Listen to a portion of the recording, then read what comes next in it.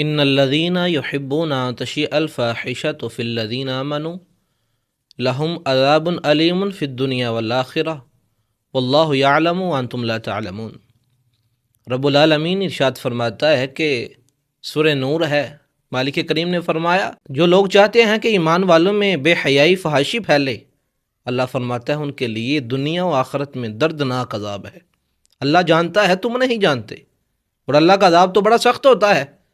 کون بندے کی اوقات ہے، اس کی طاقت ہے کہ وہ اللہ کا عذاب برداشت کر سکے؟ عبداللہ بن عمر رضی اللہ تعالیٰ عنہ روایت کرتے ہیں اور فرماتے کہ حضور علیہ الصلوۃ والسلام فحش گوئی نہ کرتے تھے، نہ اس کو پسند کرتے تھے۔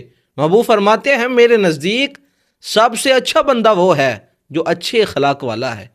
اور دوسری حدیث مبارکہ میں کریم آقا علیہ الصلوۃ والسلام نے فرمایا الحیاء من الایمان، حیا ایمان کا حصہ ہے۔ حیا تو ایمان سے ہے، جو بندہ بے حیا ہے اس کے اندر تو ایمان کی کمی ہے، اس کے اندر تو ایمان نہیں ہے، کیونکہ حیا ایمان کا حصہ ہے۔ اللہ کے نبی نے فرمایا اور فحاشی عریانی یہ ظلم ہے، اور کریم آقا نے فرمایا کہ ظلم کا بدلہ جان لو یہ جہنم ہے۔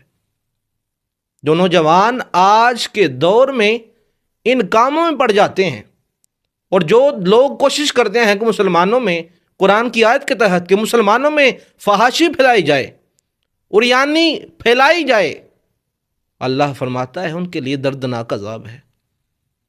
بندہ قیامت کے روز اللہ کی بارگاہ میں بڑی التجائیں کرے گا، بندہ کاش کہے گا، بندہ پچھتاوا کرے گا، لیکن تب تو وقت گزر چکا ہوگا۔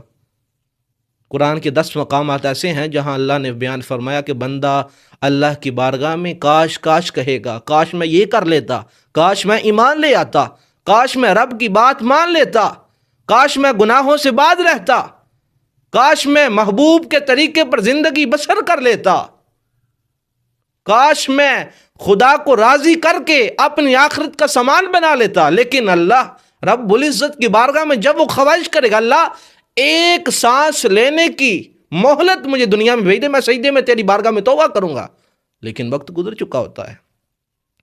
نوجوانوں کے پاس وقت ہے، وہ اللہ کی بارگاہ میں گناہ کی توبہ کر سکتے ہیں۔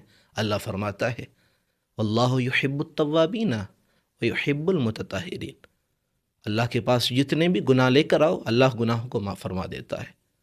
حضور نے فرمایا بندہ اللہ کی بارگاہ میں توبہ کرتا ہے تو اس کے گناہ چاہے سمندر کی جاگ سے زیادہ ہوں، اللہ اس کے گناہوں کو معاف کر دیتا ہے۔